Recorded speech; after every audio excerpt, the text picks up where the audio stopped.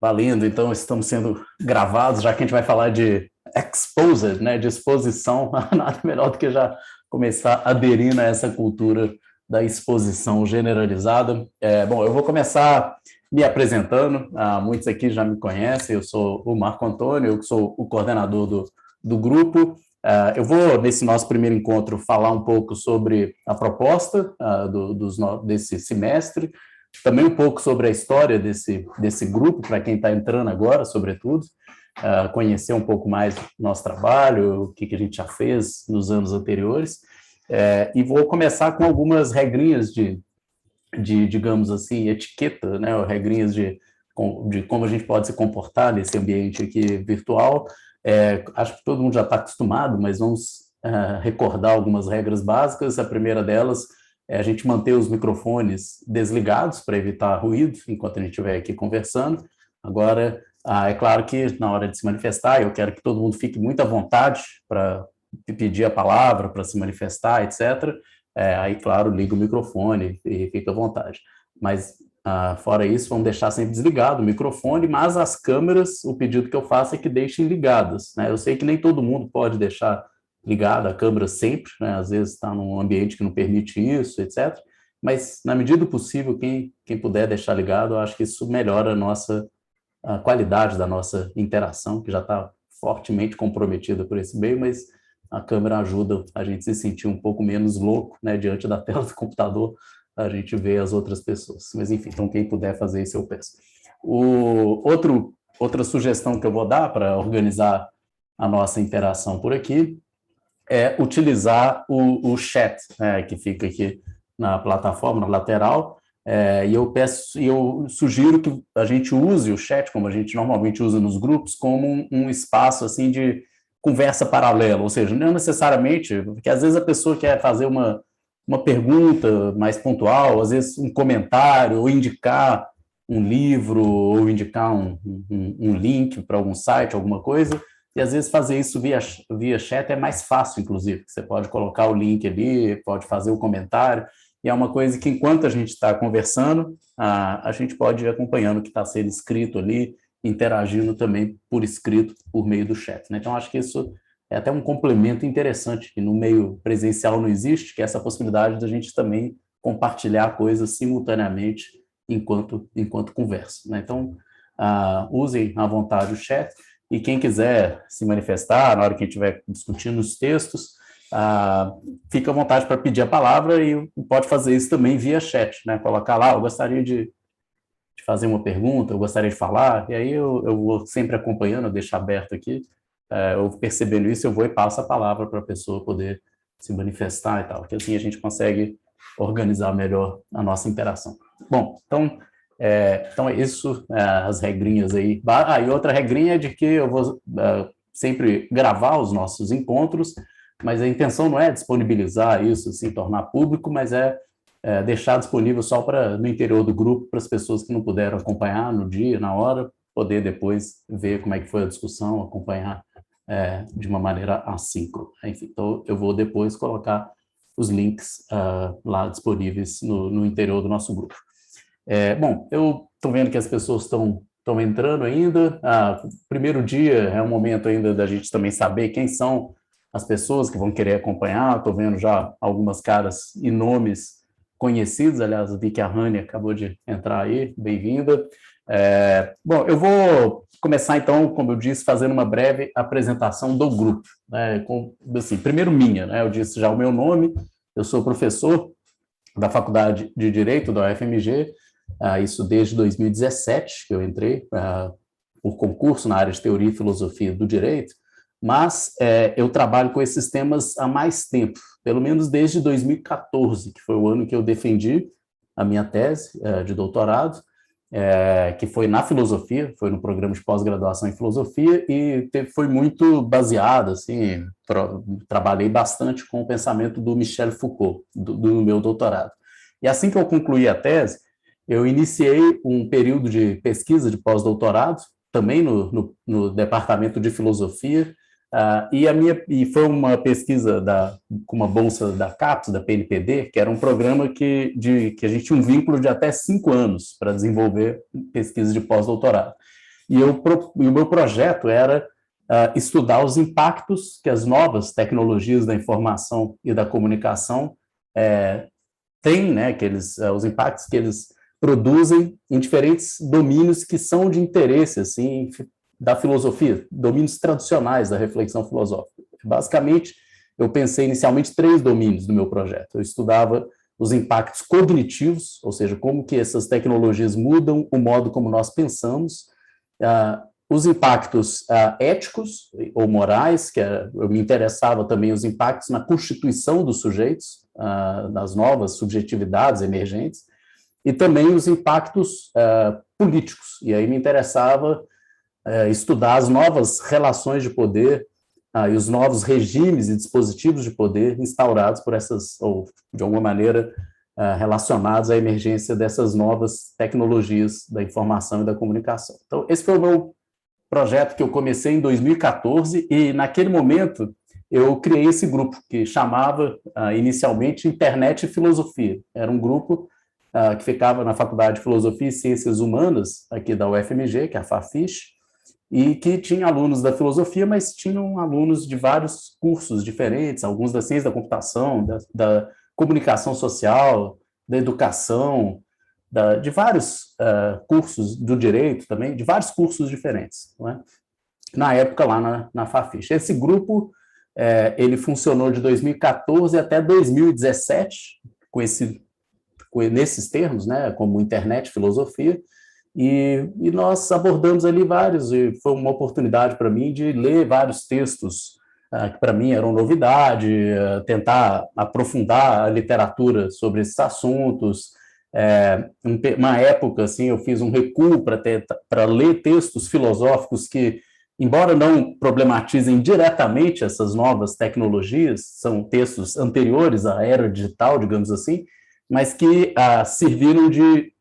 mas que influenciaram, serviram de referência para muitas reflexões contemporâneas sobre esses temas. Então, eu parei para ler a questão da técnica do Heidegger, o homem unidimensional do Marcuse, textos do Deleuze, textos diferentes do Benjamin, textos de diferentes filósofos que, de alguma maneira, influenciaram a reflexão sobre a técnica, sobre a tecnologia, sobre as mudanças que isso produz no ser humano, na vida social, etc. Bom, isso foi um período do grupo. Depois fui me interessando por bibliografias assim que analisam as mudanças cognitivas, as mudanças políticas. E aí, na época, né, isso foi em 2014, 15, tinha muita coisa escrita sobre o que aconteceu a Primavera Árabe, sobre as novas articulações em rede das manifestações políticas, sobre jornadas de junho no Brasil, que era um fenômeno recente naquela época. E, curiosamente, eu sinto que havia, naquele momento, uma percepção mais otimista dessas ferramentas, como se elas fossem promotoras de uma democracia mais radical, ou abrissem espaço para a gente fazer uma crítica ao establishment, aos regimes assim, autoritários, a partir dessa flexibilidade que a rede oferece, desse caráter mais globalizado também, dessa dificuldade que os poderes assim regionais têm de controlar o seu fluxo, enfim. Então, naquele momento, havia uma percepção, sobretudo otimista, o que eu acho que, a partir de um determinado momento, a gente foi percebendo também como isso era um instrumento que trazia ou comportava uma série de riscos para a própria democracia, né? Que esse suposto descontrole poderia muito facilmente ser utilizado contra as próprias instituições democráticas, contra, enfim, uma série de, a gente pode chamar de conquistas. Bom, enfim, então nesse momento me interessava essa literatura. A partir de 2017, quando eu entrei na Faculdade de Direito, esse grupo se transformou em Grupo SIGA, ganhou esse nome que tem até hoje, e que é a Sociedade da Informação e Governo Algorítmico, e a partir de então eu continuei com a dinâmica dos encontros, mais ou menos a mesma. Houve uma mudança um pouco no perfil dos participantes do grupo, porque eu saí da Faculdade de Filosofia e fui para a Faculdade de Direito, mas continuou sendo um espaço extremamente interdisciplinar. Acho que essa área, esse tipo de questão suscita isso, né? Interessa áreas muito variadas, enfim, então sempre tive no interior do grupo pessoas de áreas bem diferentes. E agora, com esse formato digital, além de áreas diferentes, isso permitiu receber pessoas de lugares muito diferentes, que me deixa muito feliz. Aliás, eu vejo isso como uma questão que vai ser difícil voltar para um formato simplesmente presencial, porque, para mim, seria muito ruim abrir mão dessa possibilidade de interagir com pessoas de vários lugares diferentes. Né? Enfim, depois ainda não me coloquei essa questão, mas eu não sei como fazer para o futuro, eu vou ter que pensar, desenhar um formato para isso. Mas, por enquanto, isso é uma das coisas que me deixa feliz, permitir abrir essa possibilidade. Bom, e aí, a partir de 2000, a partir do momento que o grupo passou a funcionar na Faculdade de Direito, eu introduzi temas, a foco tendeu a ser mais para questões políticas e questões também relacionadas a desafios regulatórios ou legislativos, ou pensar o enfrentamento de certas questões que essas tecnologias trazem, mas conectado também com questões que são tradicionalmente discutidas no direito, né? Por exemplo, os novos projetos de lei, os novos esforços de regulação que estão emergindo pelo mundo. Então, a gente, durante um tempo, estudou, por exemplo, as novas leis de proteção de dados, ou leis de enfrentamento à desinformação, ou estratégias de governança para o mundo digital. Esse foi um tema que a gente trabalhou mais recentemente no grupo, mas sempre, a minha perspectiva sempre foi manter um interesse um interesse por aprofundar essas questões, não ficar nesse nível jurídico, mas aprofundá-las numa perspectiva mais sociológica, filosófica. Então, buscar uma literatura que permite dar conta dessas questões na sua dimensão cultural, enfim. A gente leu, por exemplo, recentemente, o livro da Shoshana Zuboff, né, A Era do Capitalismo de Vigilância, que eu acho que é um livro muito interessante para pensar algumas dessas questões, para aprofundá-las. A gente leu recentemente também o livro do Nick Codry e do Ulisses Mejias, né, o The Costs of Connection, que é um livro também bem interessante para pensar a dimensão do colonialismo de dados, enfim. E esse semestre, vamos ler o Bernard Harcourt e o Tim Wu, que são dois juristas, são dois professores da Law School lá da Columbia University, em Nova York, mas que são juristas que fazem esse trabalho, digamos assim, mais filosófico, sociológico, ou de buscar problematizar e aprofundar essas questões, até porque eu acho que, sem fazer isso, realmente, pensando simplesmente com os instrumentos que estão dados, não só na área do direito, mas em diferentes domínios, a gente realmente incapaz de fazer frente aos desafios que estão aparecendo hoje. Então, a gente precisa fazer esse esforço. Eu acho que qualquer pessoa que estuda essas questões se dá conta de como a gente precisa repensar uma série de temas e a gente acaba sendo levado, assim, forçosamente, a colocar questões de fundo, questões que são propriamente filosóficas. Bem, é o que a gente vai encontrar em grande medida nesses textos. E, no geral, é assim que o grupo funciona. Só para as pessoas também entenderem um pouco a dinâmica do grupo, ele já funcionou de diferentes maneiras. Teve uma época que eu me dediquei à realização de seminários, as pessoas apresentavam seus trabalhos, a gente produziu um livro. Outras vezes, eu dedico o grupo à leitura e discussão de materiais novos. Dessa vez, agora, a ideia é um pouco essa. Eu peguei textos que estão na minha fila de leitura já há algum tempo, né, estão no meu radar, digamos assim, e a minha fila, ela nunca diminui, ela só aumenta, porque a cada livro que eu leio aparecem 10 que eu devo ler, que eu ainda não li, e a fila só aumenta. Né? Mas, enfim, especialmente o Bernard Harcourt é um autor que eu estava interessado no trabalho dele, por ver diferentes referências, ver uma fala dele aqui, outra ali, e perceber que dialogava muito com o que a gente fazia aqui no grupo e que, portanto, me interessava o trabalho dele, mas ainda não tive, né? Vou fazer isso agora, não tinha tido a oportunidade de sentar, ler com calma o livro, conversar a respeito e poder aprofundar mais. Então, esse é um esclarecimento que eu queria dar, né? Grupo de estudo, para mim, não é sala de aula, né? Ou seja, eu não vou dar aula aqui no sentido de falar de um assunto que eu já li, que eu já conheço. e transmitir, seja lá o que for, conhecimentos. Grupo de estudo, para mim, é uma oportunidade de estudar junto, né? Então, eu vou ler junto com vocês esse texto. Eu estou lendo pela primeira vez o livro do Bernard Harcourt, e a gente vai fazer isso coletivamente. Então, para mim, grupo de estudo é uma experiência de estudo em grupo, e é isso que eu faço nos grupos de estudo. Inclusive, é comum eu propor, às vezes, leituras que, na medida que eu vou lendo, eu mesmo vou me decepcionando com aquilo que eu vou encontrando e compartilho isso no grupo. É uma experiência de pesquisa coletiva. Às vezes, pesquisa não é... a gente não acerta todos os tiros, não é? A gente, às vezes, mira num lugar e erra feio, não é? Ou, pelo menos, se decepciona, muitas vezes. Isso pode acontecer, né? Enfim, eu estou enfrentando autores pela primeira vez, coletivamente, e, às vezes, a gente pode ficar decepcionado. Mas até agora, tudo que eu vi do Bernard Harcourt está longe de me decepcionar. Eu acho que é um autor bastante interessante. Isso vale para o Tim Wu também, por isso que eu selecionei eles. Então, assim, só dizendo que pode ser que a gente experimente, enfim, também ter críticas em relação ao autor não significa que a gente se decepcionou com ele, né? Significa simplesmente que a gente se posiciona criticamente em relação a tudo que a gente estuda, tudo que a gente lê, e enfim, não tem problema nenhum nisso, pelo contrário. Bom, então, dito isso, para deixar claro também que eu estou fazendo essa experiência de lendo com vocês, né? Por exemplo, eu só li a introdução do livro até agora, então eu vou acompanhar com vocês e a gente vai conversando sobre essa leitura.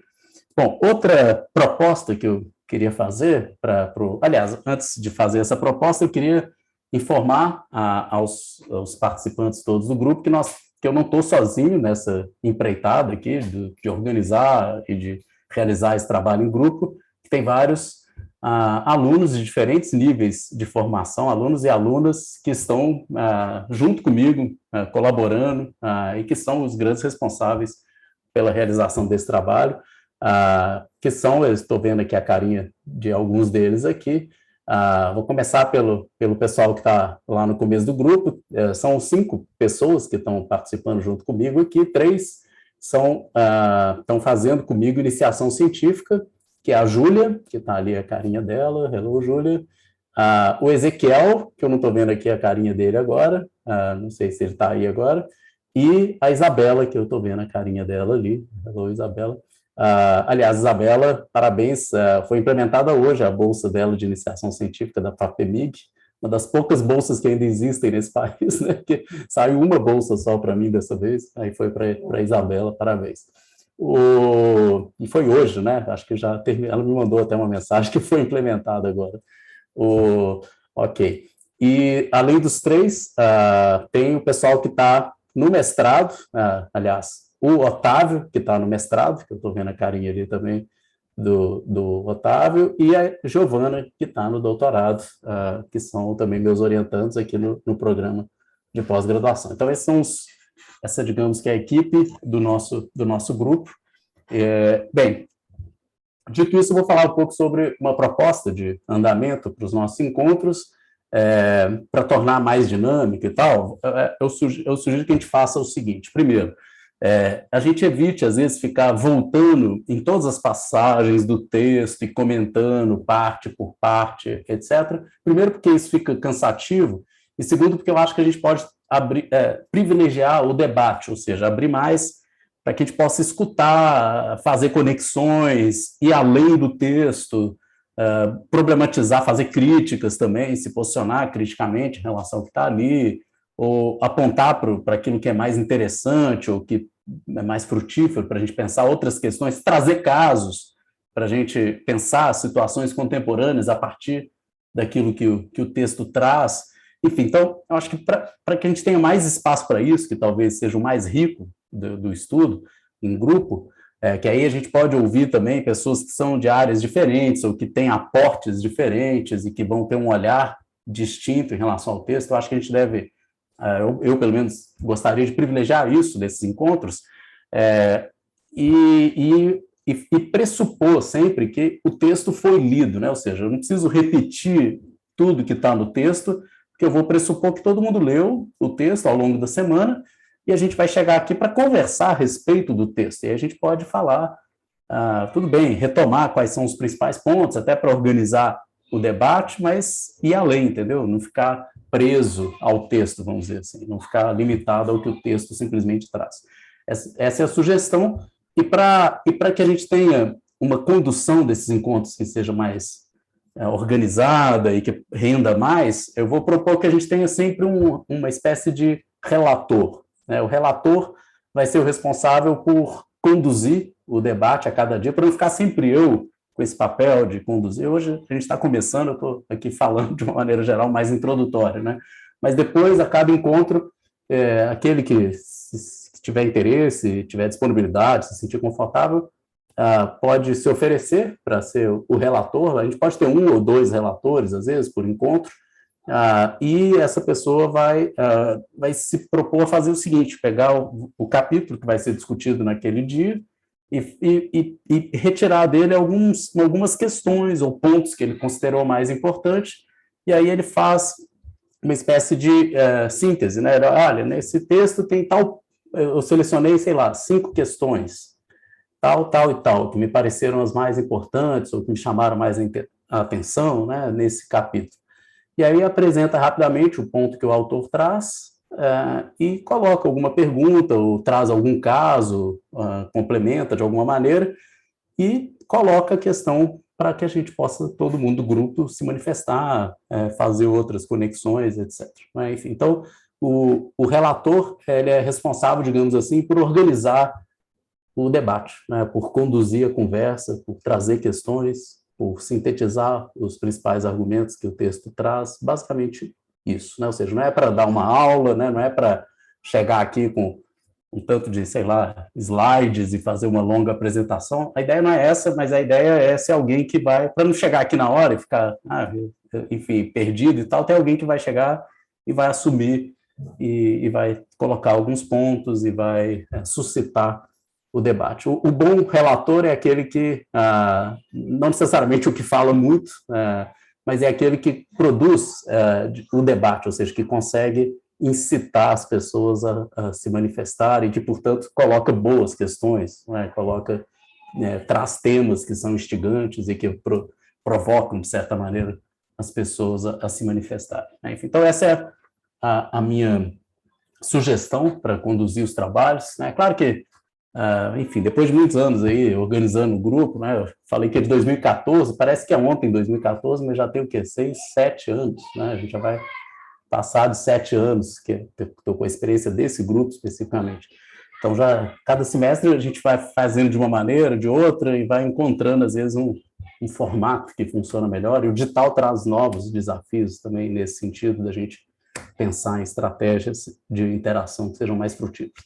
Mas, dessa maneira, eu acho que pode funcionar bem, e aí, no final desse nosso primeiro encontro, a gente já pode organizar aí aí eu vou pedir para o pessoal aí da equipe, em Júlia, você pode fazer isso, depois já colocar lá no chat, perguntar quem tem interesse de apresentar o próximo capítulo. Só lembrando aqui o cronograma, eu disponibilizei para vocês já essa folhinha aqui, que é o programa do nosso grupo, tem um cronograma, a indicação de quais são os textos e os links todos que são importantes para ter acesso ao material, a essa sala aqui dos encontros virtuais, para preencher o formulário para inscrição, para quem tiver, isso vale a pena repetir, quem tiver interesse de receber o certificado do INEP, que é o órgão que emite esse tipo de certificado na universidade, é só preencher o formulário, eu vou passar os nomes para o INEP, e depois que a gente finalizar os encontros, eu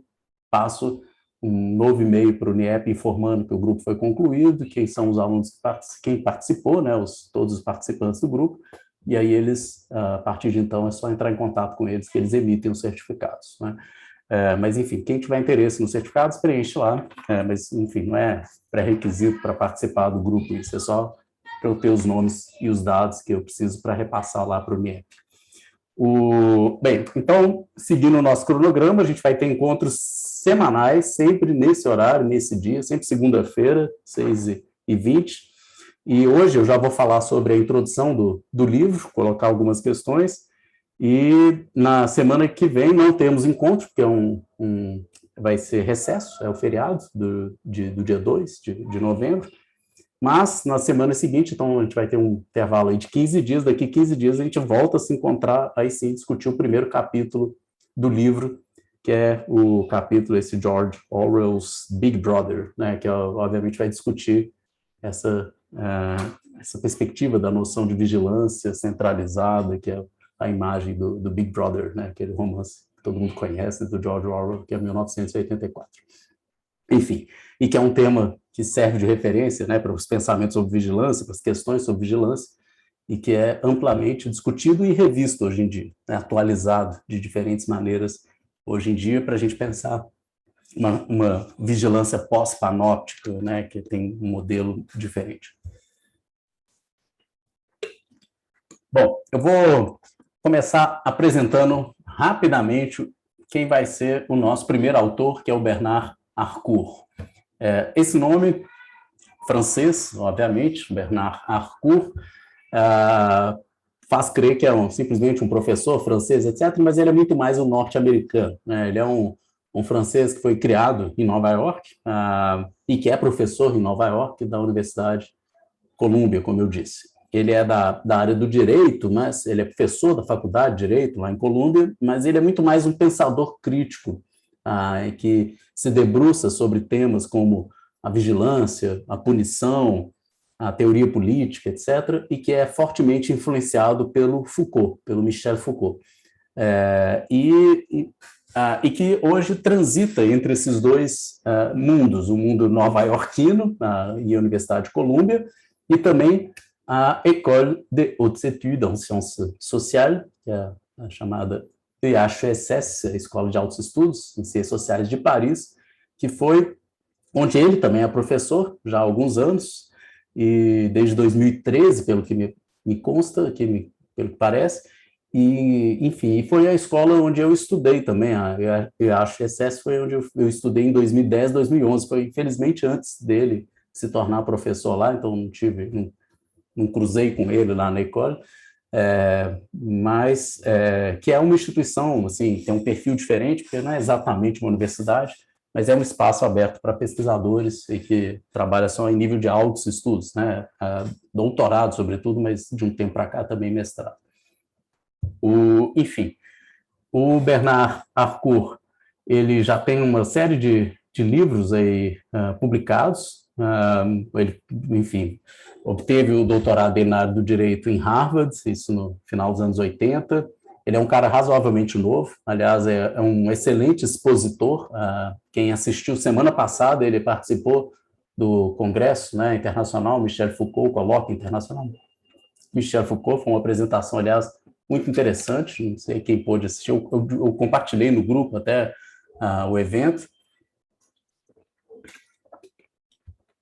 mas é uma pessoa que tem uma fala assim, muito clara, muito consistente, e, enfim, acho um trabalho bastante interessante. Quanto aos livros que ele já publicou, a gente vai ler esse livro, Exposed, né, que é um livro de 2016, então já tem alguns anos. Antes desse livro, ele publicou, em 2012, The Illusion of Free Markets, que é um livro, né, que trata da punição e do mito da ordem natural. Dá para ver que é um livro também fortemente influenciado por um tema que o Foucault desenvolve, sobretudo no curso Nascimento da Biopolítica, o curso de 1979, no Collège de France, que é justamente associar o liberalismo, sobretudo, a essa ideia de uma ordem natural, né, a ordem natural das coisas. Né? Então, que Foucault chega a dizer que mais do que liberalismo, que seria um governo da liberdade, o termo mais correto seria um naturismo, ou naturalismo, né, digamos assim, uma ideia, uma governamentalidade, ou seja, uma mentalidade de governo, uma racionalidade de governo baseada na ideia de que é preciso deixar as coisas seguirem o seu curso natural, né? Se desenvolverem, se desenrolarem naturalmente. Isso não quer dizer que seja de fato, isso é um mito, né? Como, aliás, o título do livro do Bernard Harcourt sugere. Bom, além desse livro, ele publicou em 2000, nos últimos anos, ele foi responsável pela edição e publicação de vários textos do Foucault, que então inéditos, que vieram a público, os cursos de Foucault de 72 no Collège de France, que é o Teoria e Instituições Penais, o curso de 73, que é a Sociedade Punitiva, além do curso, as conferências que ele deu em Louvain, na Bélgica, em 81, que é esse Mal faire dire vrai, que também já saiu em português há algum tempo. Em 16 ele publicou esse livro, Exposed, e recentemente ele ainda publicou, em 2018, esse Counter Revolution, e em 2020 acabou de sair publicado esse Critique and Praxis, né, que aliás foi o tema da fala dele no colóquio internacional do Michel Foucault, foi sobre justamente crítica e praxis.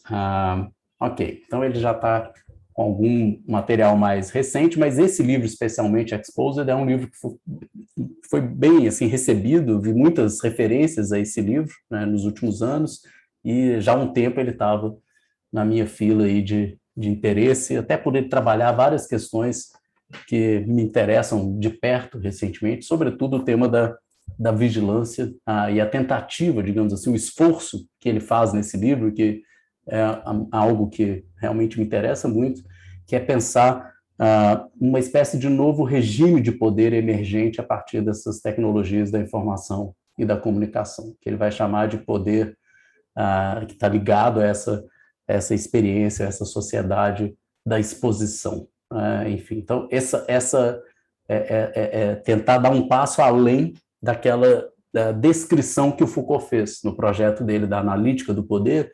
O Foucault basicamente descreveu 3 regimes de poder a partir aí da modernidade, a partir do século XVII, que são, né, primeiro, o poder de soberania, depois, que é o anterior, né, depois o poder disciplinar, o poder vamos chamar assim, da sociedade de segurança, ou o biopoder, e agora um passo além seria dado pelo Harcourt para pensar contemporaneamente a partir desse modelo aí expositório ou da exposição. Bom, a primeira coisa que que eu me perguntei é como que a gente poderia traduzir esse termo, né, esse expository, né, society, né, sociedade expositória, me pareceu muito esquisito em português, né, não sei se vocês sentiram a mesma coisa. Eu estou preferindo traduzir simplesmente por sociedade da exposição. Me parece que soa melhor, né? Enfim, talvez não fique tão bonito, mas como no inglês, mas pelo menos dá para entender melhor do que nós estamos falando. Então, se alguém tiver uma ideia melhor, pode colocar no chat, né? Mas por enquanto eu estou com essa opção por sociedade da exposição. Ok, logo no começo dessa introdução,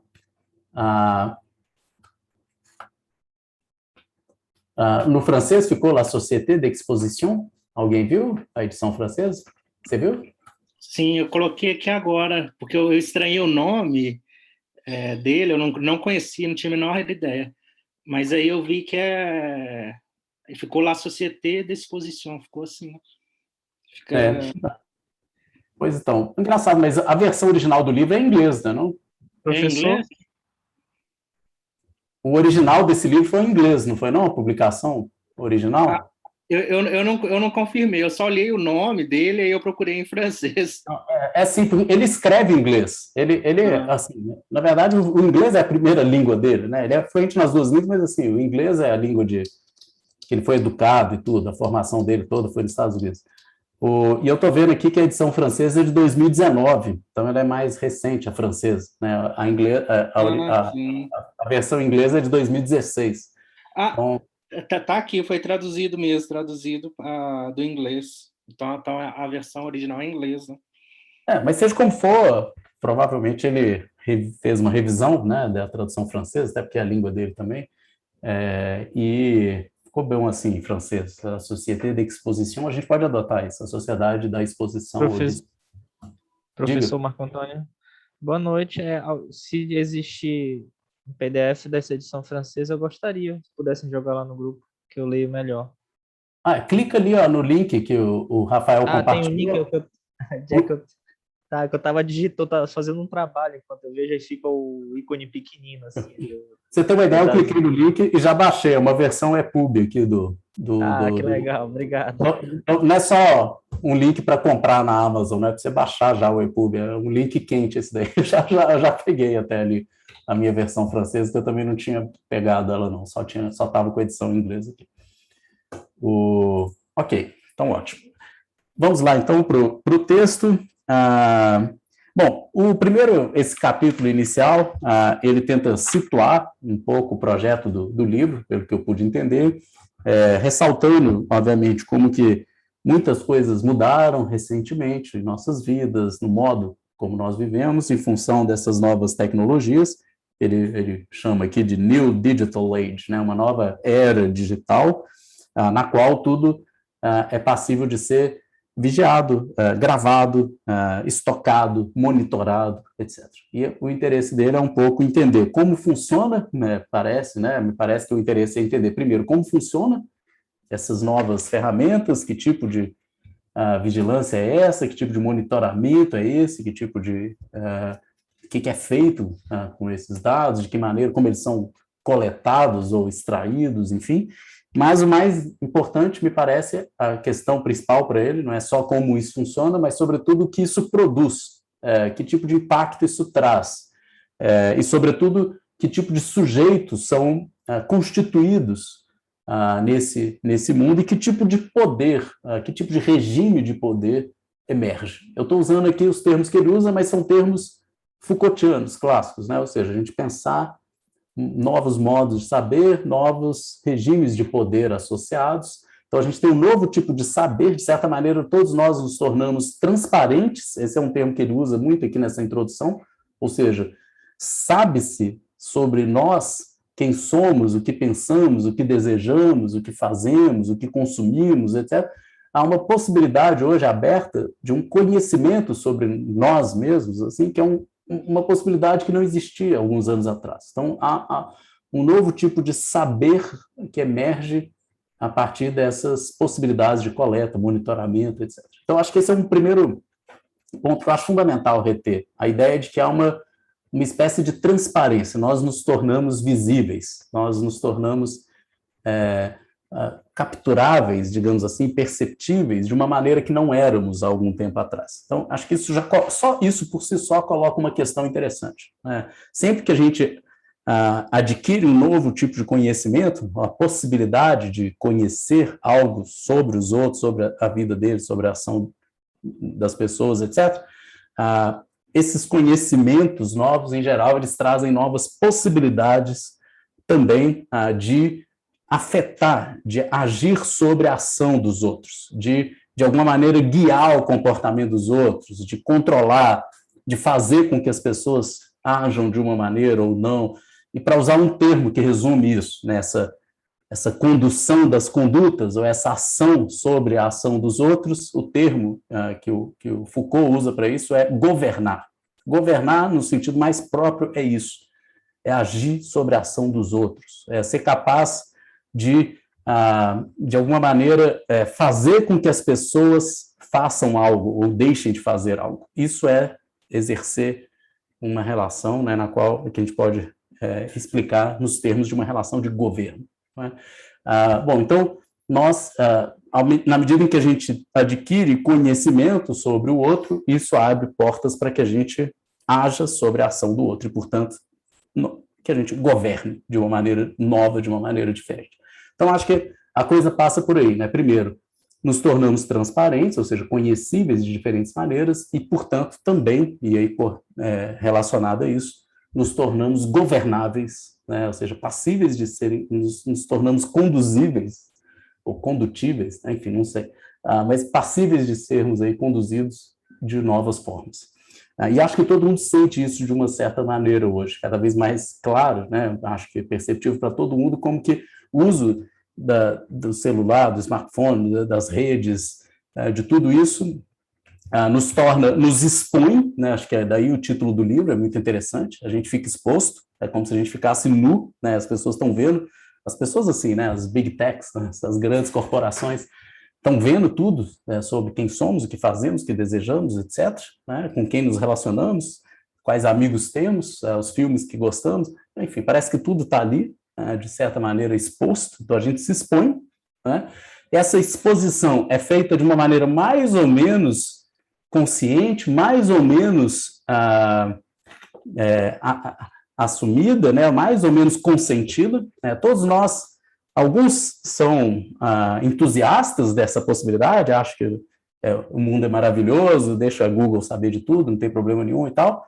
Outros são resistentes, mas ainda assim são arrastados, de alguma maneira, por essas diversas exigências que o mundo contemporâneo nos coloca, seja em relação ao trabalho, seja em relação à socialização, seja, enfim, diferentes maneiras, nós todos somos arrastados para isso, queiramos ou não, né? Mas com mais ou menos relutância, todos nós, de alguma forma, participamos dessa nova sociedade da exposição, e todos nós,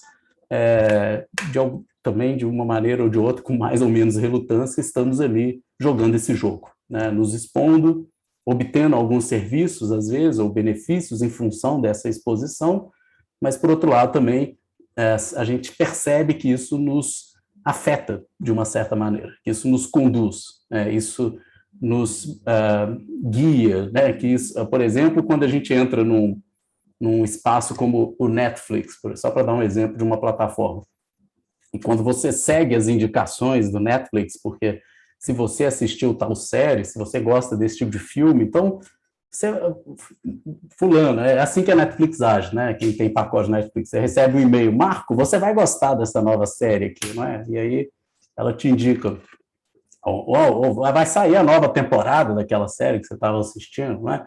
Parece um amigo que te conhece, né? Que você que gosta de séries, sei lá, de ficção científica, né? Vai ter uma nova agora, né? Que é o seu estilo, né? Vai lá para você ver e tal.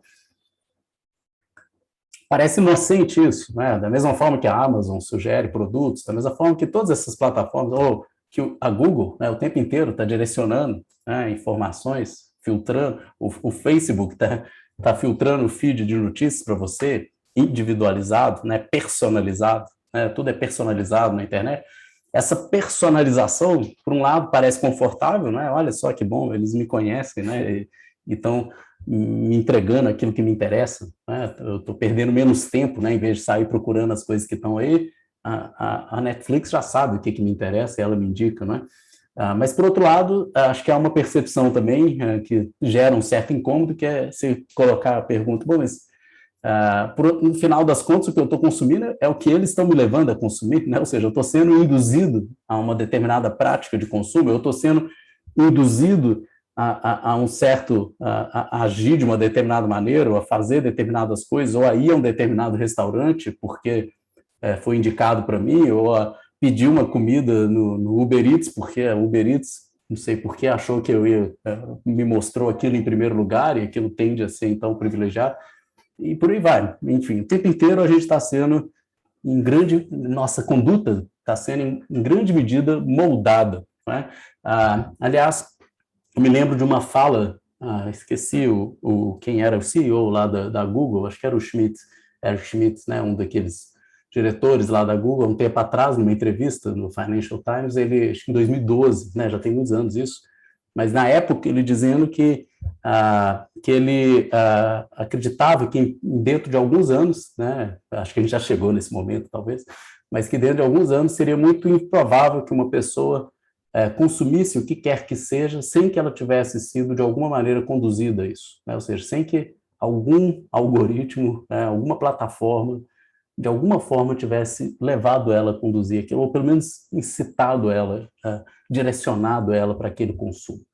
Em outras palavras, é muito pouco provável imaginar que haja um comportamento consumerista espontâneo, vamos dizer assim, que as pessoas que não foram levadas de alguma forma aquilo, incitadas aquilo, que elas simplesmente optem por consumir um serviço ou um produto específico.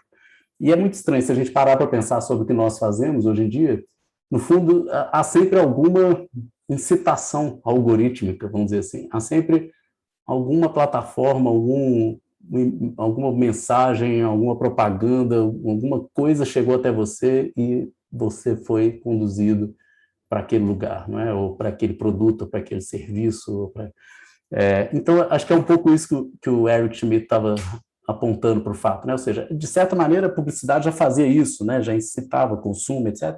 Mas agora isso é feito de uma maneira personalizada. Então, cada um de nós recebe um conjunto de incitações, estímulos, vamos usar um vocabulário meio behaviorista, porque é disso que se trata, uma espécie de behaviorismo de dados, né? Nós todos recebemos estímulos um conjunto de inputs e a gente dá os outputs, que são prováveis, né, que são mais ou menos calculados por essa maquinaria, né? As coisas parecem deixar de ser espontâneas, essa que é a questão. A ação humana é cada vez mais direcionada, né?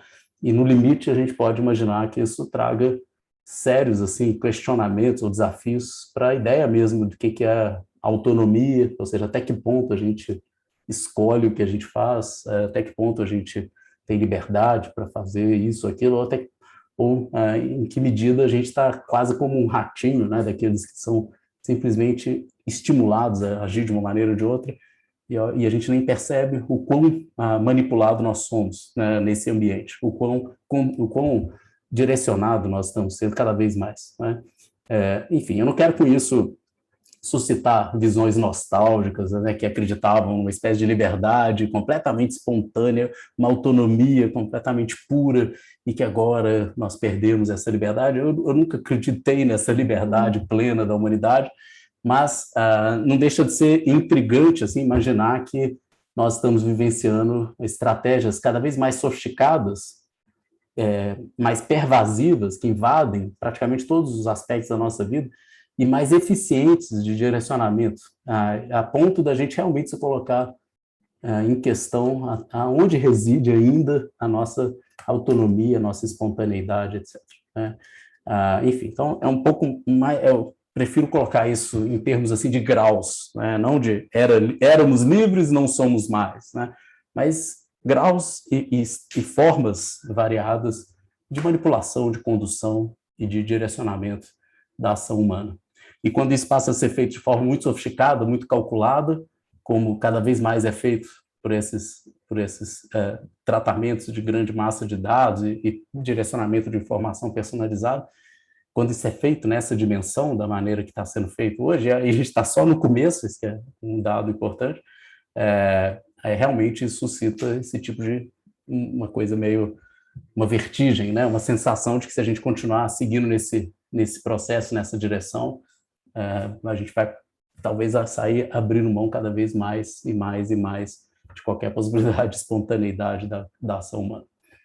Bom, então tá. Então essas são, eu estou falando de uma maneira mais geral, vamos tentar seguir aqui alguns pontos do texto. Por exemplo, logo no começo desse livro, na página 2, o autor, o Bernard Harcourt, ele está falando um pouco dessas mudanças, das novas tecnologias, e aí ele começa um parágrafo dizendo assim, que a maior parte de nós já se deu conta disso, já tomou consciência disso, né? Most of us are aware of this. Né? A gente já meio que se deu conta. E aí, quando eu li isso, eu fiquei pensando, será que a maior parte das pessoas já se deu conta disso? Né? E o que significaria exatamente be aware aqui, né? Realmente estar consciente disso que está acontecendo. O que o autor está sugerindo aqui é de que há cada vez mais, e talvez nesse aspecto ele tenha razão, né, cada vez mais as pessoas estão percebendo que tem alguma mudança acontecendo, de que isso traz impactos, e de que oferecer nossos dados e deixar nos expor da maneira como estamos nos expondo, e deixar que essas plataformas tenham acesso a tantas informações, que isso talvez traga problemas, vamos dizer assim, que isso é algo problemático. A gente está se dando conta, começando a perceber isso, cada vez mais pessoas talvez já percebam. Mas isso não leva necessariamente as pessoas a agirem, a se mobilizarem, a se organizarem, por exemplo, politicamente, para impor freios a esse tipo de comportamento, a esse modelo de negócios, a essas formas de vigilância. É mais ou menos como você percebe que tem algo ali de problemático, mas você vai levando a sua vida e continua mandando seus e-mails, e continua assistindo Netflix, e continua pesquisando na Google, e vida que segue, né? Mas você percebe que tem algo que talvez seja ruim nesse universo, não é? Bom, talvez, né? Talvez a coisa esteja nesse primeiro nível ainda, que é um nível de uma percepção de risco, vamos dizer assim, mas que não está ainda organizada, associada, clara, articulada, a ponto de das pessoas se organizarem para fazer frente a isso, enfim. Então, há o que ele diz aqui, né? o saber que algo está acontecendo não necessariamente nos leva a se importar com isso, né? O to know não necessariamente nos leva imediatamente a um to care, né? Talvez, né? Essa, aliás, é uma questão filosófica interessante, né? Porque ele diz assim no texto, né? E eu vou perguntar, remeter qualquer questão filosófica que está no fundo disso, que ele fala que nós ignoramos aquilo que suspeitamos, aliás,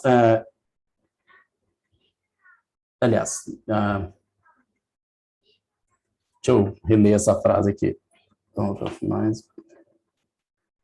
A questão é, de certa maneira, nós já sabemos que há problemas envolvidos, mas nós ainda não agimos contra isso. E aí eu pergunto, será que realmente as pessoas sabem o problema que está em jogo? Será que há um verdadeiro conhecimento?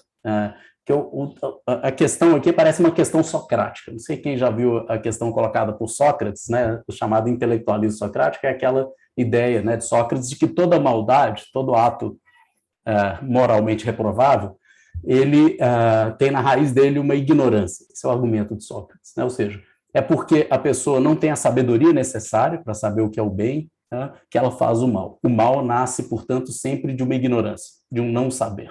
Porque se a pessoa efetivamente soubesse, ela não faria aquilo, né? É uma questão assim, parece que, no fundo, todo vício na conduta humana está ligado a um desconhecimento, a uma falta de conhecimento. Uma pessoa que efetivamente fosse sábia nunca faria isso.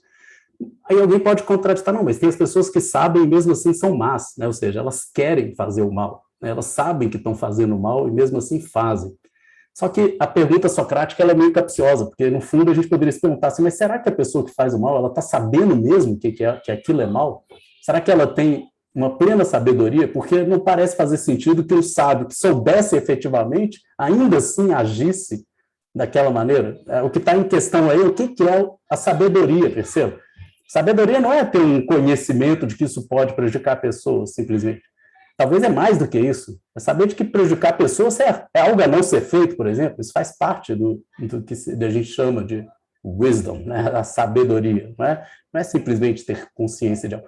E aí eu pergunto, bom, uma pessoa que sabe que as plataformas pegam nossos dados, monitoram, usam isso e que isso traz impactos nocivos para a democracia, por exemplo, ou sobre nós mesmos, de diferentes formas, que efetivamente soubesse isso, ela ainda assim compactuaria com isso, ou seja, ela concordaria com essa forma de lidar com esses dados, com essas informações, com esse modelo de negócio e tal.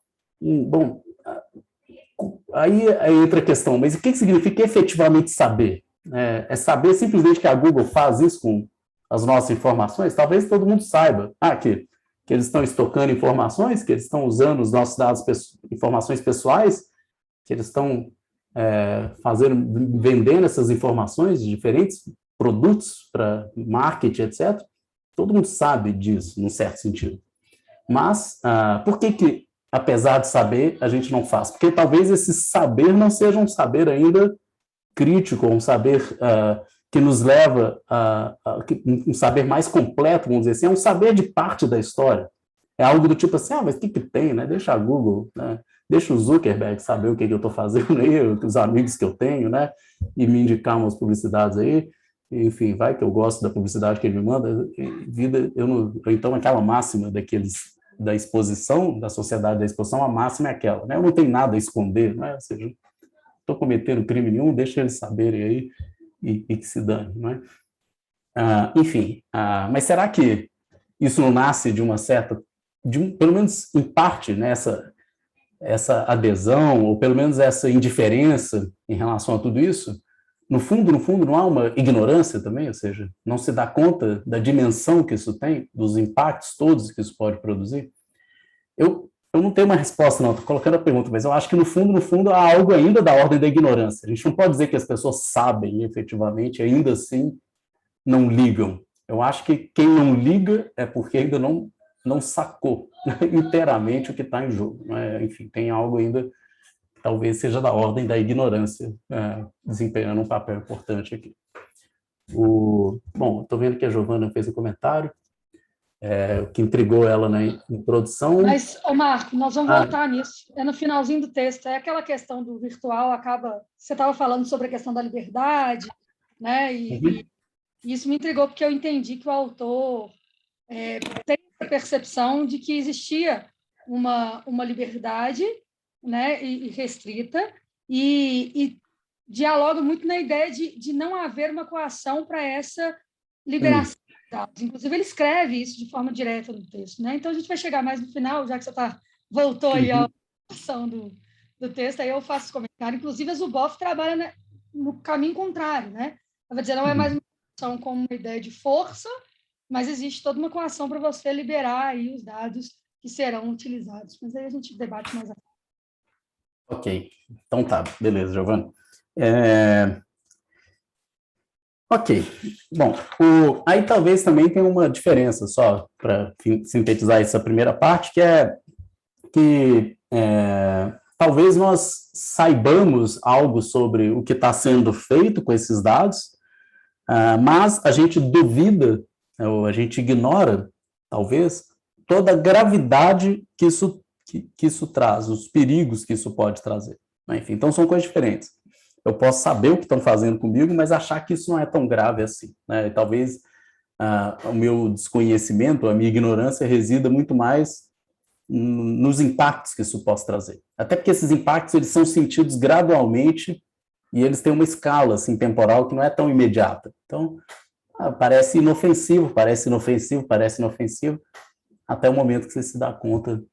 E eu acho que, por exemplo, em relação às fake news, é um pouco isso que aconteceu. Parecia inofensivo, até a gente se dar conta do que é um efeito, né, de uma desordem informacional, ou de uma articulação maior, de uma rede de desinformação e todo o impacto que isso pode trazer numa sociedade. Enquanto era, por exemplo, um bando de negacionistas, terraplanistas, parecia inofensivo, mas de repente a gente começa a ficar com medo daquilo quando percebe que não é mais uma franja da opinião pública, né? Mas que aquilo se articula, que aquilo ganha proporção e por aí vai. Enfim, então, só para dar um exemplo assim, de algo que a forma como a percepção do perigo às vezes muda, né, com o tempo. Né? Vamos esperar. Só espero que as coisas não sejam tarde demais, igual o problema ambiental. Né? As pessoas não vão se dando conta, né? E o problema é que as transformações que a gente faz hoje traz consequências para daqui 10, 20, 30, 50, 100 anos. Então, na hora que você se der conta, não é um processo reversível de uma hora para outra. Você vai ficar colhendo os desastres ambientais por anos ainda, mesmo que todo mundo se dê conta hoje de que a gente precisa mudar, isso não vai resolver os problemas, né, de crise ambiental, por exemplo, climática, não é? O aquecimento global de uma hora para outra. A gente ainda vai ficar por muitos anos, né? Enfim. Então, é uma sensação estranha de uma ação que produz um dano, mas é um dano que tem uma escala diferente do momento da realização da ação. Então, mesmo que você se dê conta e se convença, mesmo, vai acabar com o planeta. Pô, agora já acabou, né? Enfim, porque nos próximos 50 anos você vai estar colhendo os frutos disso que você já deveria ter parado de fazer antes disso ter sido evidente, né? Digamos assim. Bom, espero que eu esteja errado também em relação a isso, né? Só que tá difícil de estar errado. Enfim, bom, agora... Vamos lá. Na sequência do texto, nessa introdução, ele vai falar das diferentes formas como dados são rastreáveis, são estocados, ele vai dar exemplos, né, vai mostrar como que a estratégia também esse tracking, né, data, né, como que isso mudou antes, baseado nos cookies, né, os cookies que são esses programinhas, né, que geralmente estão associados aos navegadores e que retêm certos dados em determinados sites, né? Mas que esses dados, alguns são mais ou menos sensíveis, né? Tem cookies inofensivos, outros nem tanto, né? Ou nada inofensivos, mas de certa maneira o que o Bernard Harpur mostra é que a partir do momento, e todo mundo percebeu isso, como que a internet, a experiência de navegação na internet mudou radicalmente com os smartphones e sobretudo com o fenômeno da plataformização, né? Ou seja, antes a experiência de navegação era, sobretudo, uma experiência mediada por navegadores, né? E os cookies funcionavam mediando, né? Fazendo essa interface dentro dos navegadores. E a partir de um determinado momento, isso de uns anos para cá, essa experiência de navegação na internet, sobretudo para galera mais nova, é impressionante isso, né? Parece que eles nem usam mais computador, acho que é coisa da minha geração, computador. Enfim, cada vez mais é celular, não é? E a experiência de navegação geralmente se dá a partir de uma plataforma específica, né? Você não entra via navegador. E aí as formas de captura de informação, de filtragem, são diferentes. Não é mais o mesmo, não é mais o cookie, por esse aqui necessariamente, mas são outras estratégias, né? E as mídias sociais também revolucionaram a nossa relação com a internet. E geralmente as pessoas entram nos sites mediados por uma mídia social. Elas entram primeiro no Instagram, ou no Facebook, ou no Twitter, e aí de lá clicam num link, vão para o lugar, e a partir do momento que você navega na internet por meio das redes sociais, você vai carregando a vigilância e o monitoramento dessas plataformas, né? Ou seja, tudo que você vai fazendo a partir dali, eles estão capturando esses dados e usando esses dados depois no interior dessas plataformas, né? Enfim, então, a impressão é um pouco essa, parece que é como se a internet tivesse várias portas para você entrar nela, só que se você entrou por uma porta, você carrega um tanto de câmera junto com você ali, porque aquela porta junto nela tem um tanto de câmera de segurança que vai te filmar ali. Se você entra por outra porta, é outra câmera, mas tem sempre alguém te filmando, né? E essas plataformas mais ou menos interagem entre si, mas cada porta tem lá o seu sistema de vigilância, de monitoramento. Ok. Bom, depois vem aqui exemplos de como isso é usado, né? Essas estratégias são usadas politicamente. Esse exemplo do Cubacel, né? Que é essa operadora de acessos, né? À internet cubana, controlada pelo Estado e tal, mas que criaram, né? Estratégias, digamos assim, para driblar esse controle estatal, justamente por meio de compartilhamento de uma espécie de rede, né, digamos assim, que consegue, é uma rede social, em última instância, que consegue furar esses bloqueios e tal, né? E a ideia, e é interessante como que, no exemplo do Cubacel, era um projeto realmente político para organizar grupos dissidentes, para criar células, assim, para atuar politicamente dentro lá do país, mover essas pessoas e ampliar esses grupos para lutas coletivas cada vez mais amplas. E aí eu fico pensando a importância disso. Olha só, parece meio a importância de você saber, em Cuba, quem são as pessoas insatisfeitas com o regime, por exemplo. Como é que você vai chegar nessas pessoas sem passar pelo filtro estatal da grande mídia, por exemplo, cubana? Bom, essa é uma estratégia, né? E isso tem um poder político em qualquer lugar. Imagina, qualquer lugar do mundo, você ser capaz de chegar, sem passar pelos filtros estatais, midiáticos, tradicionais, você chegar em todas aquelas pessoas insatisfeitas com aquele governo e organizá-las politicamente. Isso é um poder de desestabilização muito grande em qualquer lugar do mundo, né? Você poder chegar nessas pessoas e organizá-las, né? E fomentar uma organização. Enfim, não precisa ser contra Cuba, contra, sei lá, Estados Unidos, de qualquer país. Ter essa ferramenta é uma ferramenta de poder, de desestabilização de um regime. Por mais que a sua luta seja legítima, que o Estado seja autoritário, não importa. Eu estou querendo, eu acho que o que o texto nos faz perceber é o potencial que isso tem, né, disruptivo que isso tem, de gerar instabilidade, né, política. Ok. Bom, depois, outro exemplo que ele dá, um exemplo que, enfim, exaustivamente discutido, que foi o PRISM, né, esse programa da NSA, enfim, foi divulgado pelo Snowden. Esse foi um tema que foi muito debatido durante muito tempo, não vou nem retornar aqui, mas o que eu acho que, sobretudo, esse caso deixou claro é porque eram coisas que eram ditas, né, só para, assim, eu tenho um tempo, né, como eu disse, que eu tenho esse grupo tal, que discuta essas questões. Eu me lembro que, por exemplo, o Assange, quando ele publicou o Cypherpunks lá, por exemplo, ele já falava disso, né, só que naquele momento que o Assange dizia isso, a impressão era de que era uma coisa meio assim, são esses militantes, sei lá, cypherpunks, essa galera que acha que tem uma teoria da conspiração, né, que os Estados Unidos ou os grandes estados, a China, sei, que eles têm todos os dados e tal, mas como se faltassem ainda provas que efetivamente nos permitissem afirmar com todas as letras que essa estrutura existia e tal. e, obviamente, as revelações do Snowden não deixaram mais margem de dúvida para uma coisa, sobretudo, que ficou muito óbvia, que é essa promiscuidade entre as grandes corporações e os estados, né, e, sobretudo, serviços de segurança dos grandes estados, Estados Unidos, China, etc. E, no caso, né, dos Estados Unidos, que foi o que o Snowden revelou, como esses dados eram repassados e como que havia, né, uma relação promíscua, né, ou seja, enfim, um acesso a todo um conjunto de informações para uso ali, para fins políticos, né, nada declarados e tal. Enfim, então tudo isso ficou claro a partir de então, né? Bom, dito isso, na sequência aqui, o Bernard Harcourt, ele fala que ele vai enfatizar essa nova experiência de si, por meio dessa exposição permanente, contínua, nesses ambientes todos que nós frequentamos aí, mediados por essas tecnologias. E aí ele vai falar como isso acontece, cada pesquisa que você faz na Google, cada clique que você dá, cada produto que você consome. Na sequência, ele vai dizer uma coisa que eu acho muito importante, que é a ideia de que as soluções elas não vão ser individuais, ou seja, a solução não vai ser cada um de nós virar e falar assim, então eu também não vou usar smartphone, não.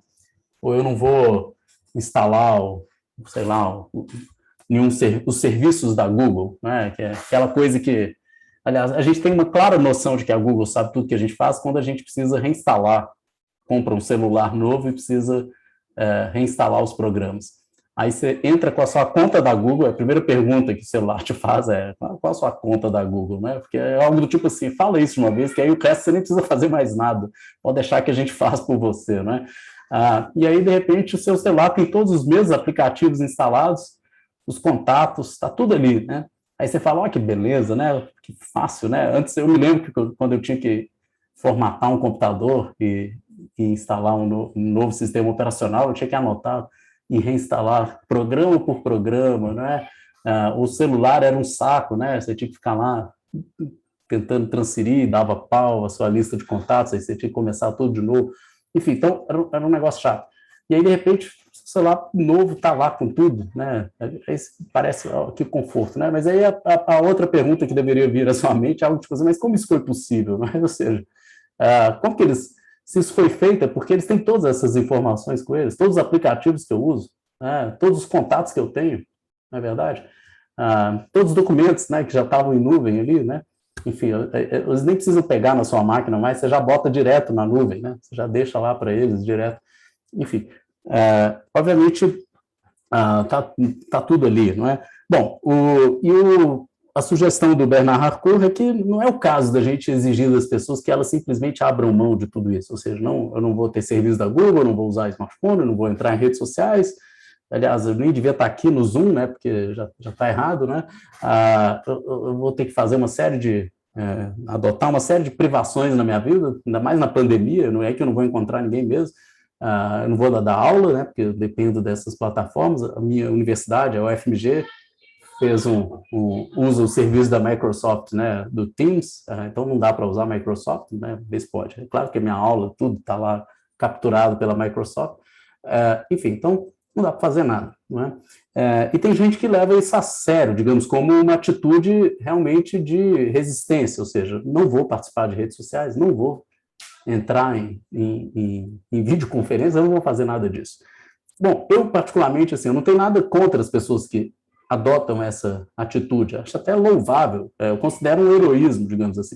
Só que me parece que é uma atitude que cobra um preço muito alto nos dias de hoje, ou seja, é uma espécie de privação. É aquele heroísmo da pessoa que, em nome de uma causa, etc., ela praticamente ela se priva de vários aspectos da vida contemporânea, de vários ciclos de trabalho, de socialização. E eu não acho isso, no mínimo, exigível, ou seja, não dá para esperar que todas as pessoas realizem o mesmo ato de heroísmo. Por isso que eu estou chamando de heroísmo, porque é louvável, etc., mas não dá para exigir das pessoas que todo mundo seja herói.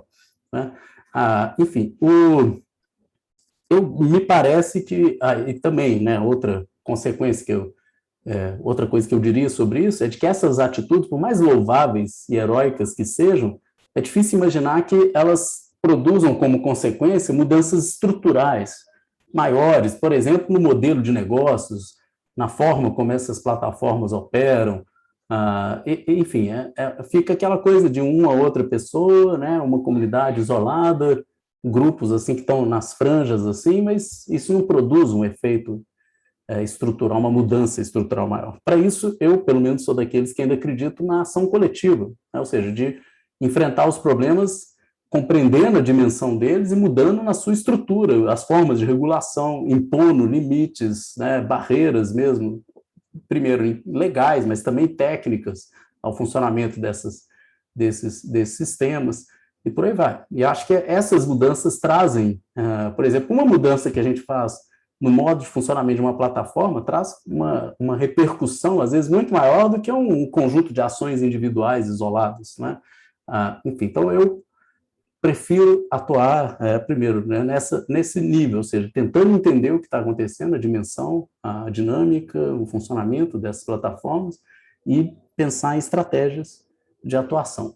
Algumas coisas eu acho que são passíveis de regulação, ou seja, a gente pode permitir que elas existam, funcionem, mas desde que submetidas a certos freios, né, a um conjunto de leis, e outras coisas simplesmente me parece que não devem existir. E aí acho que a gente tem que entender também que não é tudo que é passível de ser regulado, né? Tem coisas que devem ser simplesmente proibidas, né? Algumas práticas me parece que não devem ter lugar.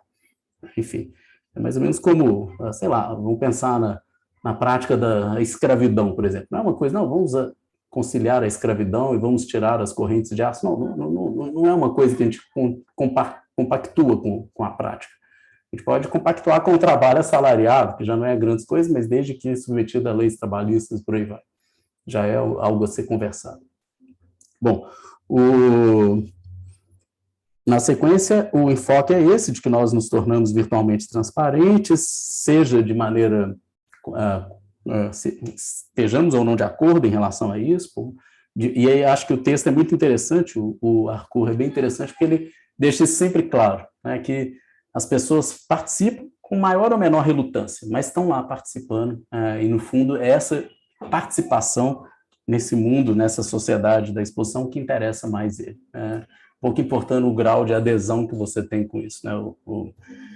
Isso é um pouco secundário. E aí, na sequência do texto, diga.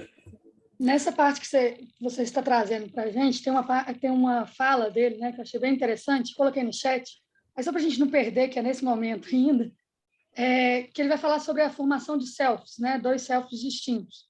Um que é aquele digital, né? E o outro analógico. Eu queria te fazer uma pergunta, na verdade, que às vezes eu posso estar viajando dentro do que nós conversamos lá na constituição dos capítulos da minha tese, né? A gente poderia fazer ali uma ideia de que esse ser corpóreo, né, é esse ser que vem perdendo a sua singularidade, que vem, no sentido da Rousseau, rarefazendo sua subjetividade, né, no meu pensamento, uma dessubjetivação completa, porque ele perde o seu lugar para o eu digital, que é um eu conformado a partir dos cliques que o encaminham para a nuvem e que são cliques condicionados e que o faz igual a todos e não mais um ser singular, um ser ali que poderia ser, né, aquele sujeito que traz os seus próprios afetos, os seus próprios sentimentos e afetos. Acho que a gente poderia levar para esse lado, sim ou não? Estou viajando. Não, pode. Assim, tem uma questão nisso que o Bernard Harcourt ele tá dizendo que tem um self analógico, né, e tem um self digital, né, e que cada vez mais nós somos uma espécie de self digital. Ao dizer isso, né, eu acho que é interessante a gente tentar compreender, né, o que está sendo dito. Eu acho que a ideia não é de que a gente vai deixar de ser um ser corpóreo, né, a gente vai perder a matéria, né, vai, sei lá, se desmaterializar e virar um conjunto de dados, não é nada disso. Mas é de que essa unidade, que self é uma espécie de unidade, ou seja, um conjunto é uma narrativa que a gente constrói e que unifica um conjunto de relatos, vamos dizer assim, conformando um eu, não é? E esse eu analógico é uma narrativa que a gente tem ligada à nossa experiência corpórea, etc. E esse eu digital é uma narrativa ligada a esses rastros digitais, a tudo aquilo que a gente faz online e tal. Bom, ao dizer que o eu, o self digital, parece preponderar e ser mais significativo, eu acho que, por um lado, tem uma ideia interessante, que é a seguinte: é como se nós cada vez mais agíssemos ou performássemos, digamos assim, nesse universo mediado pelas tecnologias e plataformas e redes sociais e por aí vai, que, portanto, essa construção digital, ela parece cada vez mais preponderar. É um pouco... Vocês conhecem aquela coisa esqueci o termo técnico que é usado para isso, mas é uma espécie de distúrbio psicológico vivenciado por atores, né? Quando eles começam a interpretar um determinado personagem. Imagina que você interprete um determinado personagem por tanto tempo, e cada vez mais e mais, a ponto de você começar a se confundir com o personagem. E aí a pessoa, ela não consegue mais distinguir claramente quem é ela e quem é o personagem. Você está entendendo? De tanto que ela começa a se confundir com aquele personagem. É um pouco o que aconteceria. Imagina se todos nós, toda vez que nós saíssemos de casa, eu interpretasse um personagem, né? E eu sou esse personagem, o professor Marco Antônio, né? Na verdade, eu não sou o professor Marco Antônio. Esse é um personagem que eu estou encenando já tem uns 20 anos, mais ou menos, desde que eu comecei a lecionar. Bom, por mais que eu seja um bom ator, vai chegar uma hora que você vai se confundir com esse personagem. Ou seja, até que ponto eu sou outra coisa que não esse personagem que eu estou encenando há 20 anos. Vocês estão entendendo? Quem somos nós, se não uma espécie de encenação que a gente faz de nós mesmos, né? Se você passar a encenar um personagem por tanto tempo, você se confunde com o personagem. O digital self parece isso, né? Ou seja, é um personagem construído por rastros digitais, só que cada vez mais ele é nós mesmos, vamos dizer assim. Cada vez mais a gente se confunde com esse personagem. Cada vez mais a gente vive esse personagem e a gente não tem mais outra coisa mais autêntica para fazer referência que não seja aquilo. E a gente passa a ser aquilo mesmo, né? E em certo sentido é isso, né? Ou seja, a gente se confunde com essa experiência online, a ponto da gente ter algo que é meio híbrido, vamos dizer assim. A gente não é uma coisa offline e outra coisa online. A gente é uma coisa híbrida que tem uma dimensão online e offline, e cada vez mais essa construção que se faz digital, ela diz mais respeito sobre quem nós somos, né? Tem uma imagem que eu acho muito interessante para pensar isso, dessa digitalização da experiência, né? Que é uma imagem que o Baudrillard que usa. Tem um texto dele que ele usa o conceito de hiperrealidade, né? O Jean Baudrillard, aquele filósofo, sociólogo, né, francês. E a hiperrealidade, a imagem que ele usa é a imagem de uma imagem invertida de um conto famoso do Jorge Luiz Borges, que é um conto um conto curto daqueles do Borges, que ele fala sobre o mapa, um rei da Inglaterra. Quem conhece o Borges vai entender um pouco melhor esse universo, né? Então, o rei da Inglaterra chamou os melhores cartógrafos do tempo dele para fazer um mapa perfeito da Inglaterra. E aí os cartógrafos trabalharam anos e anos naquele mapa e eles produziram um mapa perfeito. Só que o mapa perfeito tinha um problema, ele era exatamente do mesmo tamanho do reino da Inglaterra. Então, por isso que ele era perfeito. Então, ele recobria todo o reino, exatamente. E o Borges diz, né, e aqui é muito interessante, esse mapa se tornou absolutamente inútil, né? O que adianta um mapa que é do mesmo tamanho daquilo que está sendo representado, né? Você não precisa de mapa para isso, né? Você simplesmente anda pelos lugares. E aí o mapa, então, ficou sobreposto sobre o reino, como ele era inútil, ele ficou abandonado, foi sendo destruído, e, diz o Borges, sobrevivem ainda nos desertos, nas altas montanhas, ruínas desse antigo mapa do rei da Inglaterra, etc, etc. Essa é a imagem do Borges. E o Baudrillard usa essa imagem para dizer que o mundo digital é mais ou menos isso. É como se fosse um mapa que vai recobrindo a realidade. E cada vez mais, em vez de viver analogicamente, a gente vai vivendo nesse mapa que recobre a nossa realidade, e que vai recobrindo de uma maneira cada vez mais perfeita, né? Daqui a pouco, ao invés de olhar para a rua, eu vou olhar para a tela do meu celular, para o Waze, não sei o quê. O carro vai ser um carro automático, não sei o quê. Então, parece que a cada momento a gente vai saindo do analógico e vivendo nesse mapa digital. Só que o que o Baudrillard diz? Que esse mapa que vai sendo sobreposto e que cada vez mais a gente vive nele, que é o digital, vamos dizer assim, ele, a partir de um momento, é como se a gente, então, vivesse no digital, socializasse no digital, trabalhasse no digital, se encontrasse com as pessoas nesse espaço digital, tudo mais ou menos vai vivendo no mundo digital. E de tempos em tempos, alguma coisa analógica ainda aparece, emerge, mas aí elas funcionam como se fossem como se o mapa digital tivesse uns buracos, e aí algumas coisas furassem esse mapa, e são as ruínas do mundo analógico, vamos dizer assim. Né? Então, é como se a gente vivesse nesse mapa digital, que é a hiperrealidade, e a realidade ainda subsiste como uma espécie de ruína. E de tempos em tempos a gente vai nessa ruína, etc. Né? A gente vive também nela.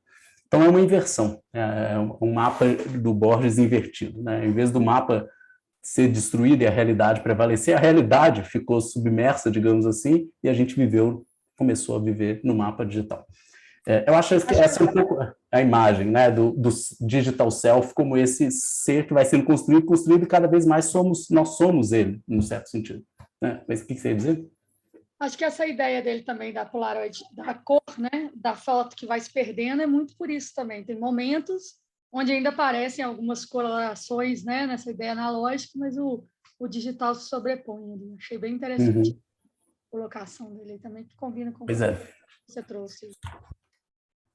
Vou chamar a atenção para outros pontos, passando mais rápido para a gente finalizar. Tem uma mão levantada, Mar.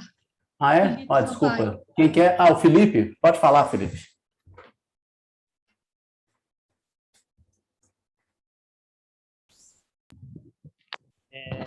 Perdão, justamente a hora que eu tive que abrir a porta aqui.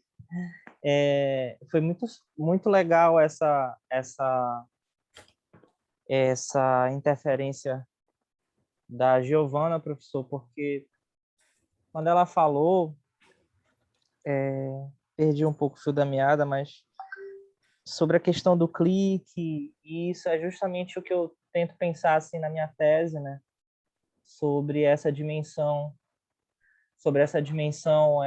de subjetividade, isso já levando para um âmbito filosófico mesmo, sobre essa dimensão de subjetividade que, bom, será que o virtual não está compondo cada vez mais o que antes era analógico? Eu acho que o que atende muito bem também a essa questão, para além da sociologia, claro que, enfim, é aquela questão da modulação que está presente nos textos do Deleuze. É justamente isso, eu acho, sabe? É modulação de afeto, modulação de subjetividade, modulação, né? Ele deixa exposto isso. Infelizmente é uma coisa que ele não aprofundou na obra dele de maneira geral, mas que naquele textinho lá sobre o pós-escrito ele deixa lá demarcado. E ele usa, inclusive, essa palavra do analógico com o digital, né? Dessa diferença. O que antes era analógico, o que antes era construído só em base de matéria de realidade, agora está passando para o... Ele estava vendo o início disso tudo, com a questão do sistema financeiro, eu acho não, porque a internet mesmo só veio depois da morte dele. E aí eu pensei bastante nisso, né? É o que eu venho refletindo atualmente, né? Na verdade, é o seio do pensamento, é debater subjetividade nesse registro. Aí eu só ia trazer essa contribuição mesmo, lembrando, porque ouvindo vocês falarem da discussão, não é isso o que o Deleuze escreveu, mas lembra bastante. Não, enfim, aqui na frente, nesse texto mesmo, o Bernard Harcourt faz uma referência ao Deleuze, né, a sociedade de controle. Ele sintetiza, o texto do Deleuze já é sintético, né, são umas 3, 4 páginas, né, um texto curtíssimo que tem uma repercussão muito grande. Criou uma máxima até, essa ideia do modula-se, né, ou seja, que essa nova estratégia de governo, ela não proíbe, ela não obriga, ela modula, né? Enfim, tem uma lógica de agir sobre a ação de governar, portanto, né? E a gente vai discutir isso, a Giovana acho que ia até perguntar sobre isso, que não é da ordem da coerção, tem uma coisa ali diferente, que é muito mais de modulação de comportamento e conformação de ambientes. Isso eu acho um tema muito interessante. Pelo visto, o Bernard Harcourt vai discutir isso, pelo menos ele adianta isso na introdução. Aliás, só um ponto que o Felipe falou aqui, eu esqueci eu não pedi isso dessa vez, até porque nós somos muitas pessoas aqui na sala, eu não pedi para vocês se apresentarem, falarem quem são, o que estão fazendo, se estão fazendo doutorado, e tal, mas eu gostaria de ouvi-los, mas como não vai ser possível todo mundo falar aqui, senão a gente vai fazer só isso, né, no encontro, eu vou pedir para as pessoas, então, se apresentarem no chat. Eu não vou parar para ler agora, mas tudo que aliás, mais uma, né? Exposed, né? Tudo que vocês escreverem no chat está gravado. Além do vídeo, grava-se também os textos, né, do chat. E aí depois eu posso entrar lá e dar uma lida na apresentação de vocês para conhecer um pouco o perfil, quem são, de onde vocês estão falando, né? O que vocês estão estudando, estão no mestrado, doutorado, na graduação, que curso que estão fazendo e tal. O Felipe, eu sei, porque ele estava no grupo antes, né? Mas mesmo que ele já estava no grupo, se vocês puderem fazer uma apresentaçãozinha assim curta ali no chat, porque os colegas de vocês podem ler enquanto a gente está aqui, e eu, assim, acho que não vai dar para eu ler agora, mas eu leio depois, eu tenho uma dimensão melhor. Então fica aí esse convite. Bom, na sequência do texto, aí sim, ele vai entrar a partir da página 17, nessa pergunta mais direta, né? Ele vai falar que, olha, há uma mudança radical, né, uma emergência de uma nova forma de poder, que é radicalmente diferente, que altera, né, essa paisagem das possibilidades políticas e sociais. É isso que ele diz na página 17. Então, os modelos antigos de poder soberano, centralizado, baseado na lei, né, no mecanismo, né, legal, está sendo superado. Então, primeiro ele vai falar, nós estamos aí, né, para além do poder soberano. Depois ele vai dizer que nós estamos também para além do poder disciplinar, que é aquele poder da vigilância sistemática, de todo aquele controle estrito do tempo, dos lugares, da organização, toda a estratégia, né, quem já leu Vigiar e Punir, né, sabe, né, hierarquia, né, a vigilância sistemática, as microsanções, né, o exame, os registros, né, tudo aquilo que é próprio do poder disciplinar, também não explica plenamente o que está em jogo hoje. Então, a gente está para além da disciplina. E, para além disso, a gente também se encontra numa modalidade nova, para além do biopoder, né, para além da sociedade, da lógica securitária, né, dos dispositivos de segurança também, que são próprios aí do século, sobretudo, XIX e tal, de estratégias de gestão populacional, de levantamentos estatísticos, né, e de ação sobre a população, baseada nesses conhecimentos demográficos e estatísticos. Também é algo diferente. O que a gente tem nessas análises de grande massa de dados, nessas big data, né, essa análise de big data, é algo que se encontra, né, além dessa lógica biopolítica. E aí a sugestão dele, então, é de que nós precisamos fazer um esforço para entender esse novo regime, que não se confunde mais nem com a soberania, nem com a disciplina, nem com a biopolítica. Eu estou falando rapidamente aqui, quem já conhece mais a filosofia política do Foucault talvez entenda melhor o que são esses regimes de poder, mas à medida que a gente for lendo o texto e que isso for aparecendo, aí a gente pode voltar, eu posso tentar explicar melhor. Mas, por hora, vamos deixar só essa ideia de que há algo novo, radicalmente novo, e que o esforço, por exemplo, que o Foucault fez, né, o projeto de Foucault dos anos 70, a partir dos anos 70, chamada analítica do poder, é um projeto de descrever os modos como o poder funciona a partir da modernidade. E ele vai, então, encontrar diferentes regimes de poder caracterizados por certos instrumentos, um discurso específico, um conjunto de práticas, instituições, etc., que permitem, de alguma maneira, dar conta de um modo específico de organização e funcionamento do poder. Isso ele vai chamar, num determinado momento, de disciplina, em outro momento, de biopoder, e agora a gente teria uma espécie, precisaria, né, refazer esse esforço de descrever os modos de funcionamento do poder para diagnosticar um novo regime. Esse regime que ele está querendo chamar aqui de um poder de exposição, expositório, né?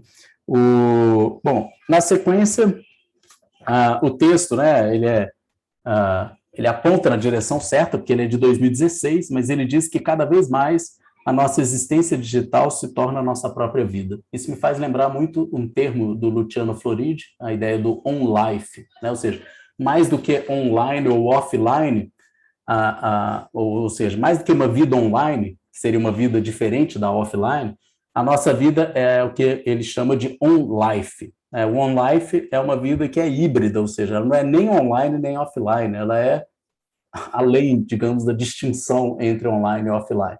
E a ideia é um pouco essa, de que no fundo, sobretudo com a possibilidade de interação de objetos e tal, a chamada internet das coisas, é de que a nossa experiência e percepção ela se dê em um ambiente que é híbrido, ou seja, que a gente não distingue muito claramente o que é da ordem do online e do offline. E tem a ver com isso, com uma espécie de vida, uma vida nova que se dá mediada por tecnologias as mais diferentes. Enfim, então a nossa vida é cada vez mais algo de outra ordem, vamos dizer assim, do ponto de vista da sua experiência. Como entender essa nova vida, essa nova experiência emergente?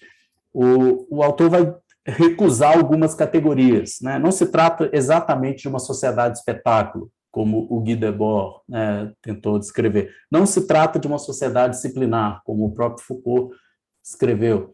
Não se trata de uma sociedade de controle, como o Deleuze propôs. Não se trata, aliás, do que exatamente de uma sociedade de exposição. Essa é a proposta dele, né? Ou seja, ele quer dar um passo além nesses autores, Deleuze, Foucault, Debord, e propor uma descrição que seria mais acurada, vamos dizer assim, né? Mais adequada dessa experiência contemporânea. E o título encontrado é esse Disposição. Eu acho um título interessante, porque, de fato, acho que um elemento central para a gente entender o que está em jogo é a maneira como a gente se expõe, né? Ou seja, o modo como nos tornamos transparentes, o quão conhecível nos tornamos, né? Passível de ser conhecido. Ok. Ele faz um paralelo aqui na sequência, o Bernard Harcourt é um conhecedor do Foucault, né? Muito atento, mas ele é um especialista nessa área da punição, né? Mas ele faz um paralelo com a ideia de que, de alguma maneira, é mais ou menos o que aconteceu, a mudança que o Foucault descreve em Vigiar e Punir. Quem já leu Vigiar e Punir sabe que uma das teses de fundo do livro é justamente criticar uma leitura meio humanista que tenta explicar a mudança nas formas de punição na modernidade como se fosse uma substituição de formas bárbaras, né, o suplício, aquela coisa de fogueira, espetáculo de punição na praça, né, com as pessoas queimando na fogueira e tal. No lugar disso, uma forma de punição mais humanizada, mais civilizada, a prisão e tal. E o Foucault vai justamente problematizar isso para dizer, olha, no final das contas, o reformismo penal, a reforma penal, ela não foi um avanço da racionalidade, da civilização sobre a barbárie, né, digamos assim. Foi simplesmente uma mudança de regime punitivo, né? Ou seja, a gente não estava punindo menos, a ideia não é punir menos, mas é punir melhor, vamos dizer assim, punir de uma maneira mais eficiente, né? Mudar a lógica, a racionalidade punitiva, pune-se por outras razões, né? De outras maneiras, com outros fins, né? Buscando outro tipo de resultado, né? Então, a reforma penal tem muito mais a ver, né? E a eleição, vamos dizer assim, da prisão como modo por excelência da punição moderna, tem muito mais a ver com uma forma mais eficiente, uma forma punitiva que seja mais eficiente. Então, a ideia não é punir menos, mas punir melhor. É isso que o Harcourt lembra aqui na página 21, e eu acho que é um pouco dessa maneira que a gente tem que pensar a mudança no regime que ele está chamando de sociedade da exposição. Não é melhor ou pior, percebam? Não é mais ou menos perniciosa ou pior para a humanidade. Ela é simplesmente diferente e ela visa outros fins, ela é guiada por outra racionalidade e é preciso entender a mudança não em termos de melhorou ou piorou, ficou mais civilizado ou menos civilizado, ficou mais racional ou menos racional. Eu acho que ler a história dessa maneira é um engano, seja para achar que a gente está numa marcha evolutiva incessante, né, cada vez mais civilização, seja para achar que a gente está numa marcha também catastrófica, cada vez mais barbárie, etc. Acho que nenhuma das duas leituras é a mais interessante, nenhuma delas é a mais, pelo menos, própria assim, ao universo do Foucault, né? A ideia é muito mais se dar conta das mudanças nas estratégias, nas finalidades, naquilo que se busca, de certa maneira, e na construção de estratégias e instrumentos mais eficientes para aquelas novas finalidades. Quem já leu Vigiar e Punir, só para finalizar esse paralelo aqui, que é o Bernard Harcourt que está fazendo, mas para quem já leu Vigiar e Punir, as primeiras páginas deixou isso claro, esse incômodo. Quem já leu sabe que começa com a descrição da punição do Damiens, né, que é um suplício de um regicida no século XVII, que foi esquartejado em praça pública, queimado na fogueira, etc. Então, uma coisa bárbara. E, na sequência, vem um texto de menos de um século depois, que era o regramento da Casa de Jovens Detentos de Paris, que é uma descrição de uma casa de reforma, né, de jovens delinquentes, vamos dizer assim, né, um reformatório, para usar um termo que tem em português. No regramento do reformatório tinha lá o horário estrito, a hora de tal hora acorda, tal hora refeição, tal hora trabalho, tal hora tinha lá o momento de rezar, o momento de fazer isso. Então, são duas formas diferentes de digamos assim, de punir, né? Na hora que você lê o regramento, é uma coisa também que dá um nervoso muito grande, né? Ou seja, você tem sua vida toda esquadrinhada, regulada, a cada segundo, o que você vai fazer, o que você deve fazer, qual que é a forma mais de recuperação, né, desses jovens e tal. Eu não sei o que é pior, né? Se é ser submetido a uma vigilância incessante e que tenta impor a você um modo de vida estrito, né, minuto por minuto, ou simplesmente ser esquartejado na praça e tal. Enfim, eu não sei o que é pior, porque a impressão é de que a disciplina ela guarda um grau assim de apropriação mais exaustivo. Parece que não é simplesmente matar e fazer um espetáculo punitivo, é se apropriar de cada gesto, de cada minuto do seu tempo, né, te tornar útil, funcional, produtivo, incessantemente, né, e ficar agindo com microsanções a cada pequeno desvio que você comete daquele modelo ideal, né, digamos assim, do sujeito produtivo. Enfim, o que é pior, o que é melhor? A pergunta é muito difícil, né? Acho que a questão deve ser colocada em outros termos. Eu acho que é por isso que ele faz essa referência aqui, né? Não se trata de punir menos ou mais, mas sim melhor, né? Mais eficiente. Uma outra estratégia punitiva. E aí, na última parte do texto, ele vai falar da datificação, né? Dessa mudança. Vai dizer que há muita ainda veneração, mitificação relacionada a esse novo mundo, dataficado ou datificado. A gente percebe isso até hoje, não é? Há uma imagem, uma autoimagem produzida desse novo mundo, que é uma imagem que é vendida, muitas vezes, como por exemplo, os projetos das Smart Cities, né, do não sei o quê, o mundo mais eficiente, mais seguro, mais confortável, deixe-se levar, digamos assim, né, por essas máquinas inteligentes e tal. E isso é um projeto, né, uma utopia, inclusive de construção social meio tecnocrática, não é? De construção de uma cidade mais eficiente, tudo isso está em jogo. E também de democracias, né, que seriam construídas, mediadas por essas máquinas. É um sonho, eu diria, antigo, né, um velho sonho de vigilância, de conforto, de acabar com os riscos, eliminar os perigos, controlar a imprevisibilidade, etc. O Harcourt, acho que ele pondera isso, né? Ou seja, tem muita coisa que vem de velhos sonhos que ainda prosperam entre nós, mas tem muita coisa nova emergindo e a gente precisa estar atento para essas novidades. E na página lá 25, para ir concluindo, ele fala que o objetivo do livro é, de alguma maneira, fazer aparecer esse novo modo de funcionamento do poder, que está ligado a uma transparência maior nossa, de cada um de nós, uma nova forma de um poder de exposição que circula hoje em dia, né? Novas estratégias, né? Novos modos de vida baseados na exposição, na vigilância e tal. Então, é descrever isso, é entender isso, que é o principal objetivo dele, entender, descrever essa nova forma de racionalidade, essas tecnologias digitais, como que isso faz erodir velhos ideais liberais, inclusive, de autonomia, né, etc. Ou seja, não é um sonho propriamente liberal, pelo contrário, acho que isso é interessante também a gente se dar conta, e ele vai terminar falando de formas de resistência, ou pensar formas de resistência a isso. Bom, então, era mais ou menos isso. Aliás, eu até pus não sei se vocês estão vendo, eu pus uma camisa em homenagem ao livro aí, ó, não sei se está dando para ler. Tem um tanto de olho aqui. La visibilité est un piège, né? É uma frase de Vigiar e Punir. A visibilidade é uma armadilha, né?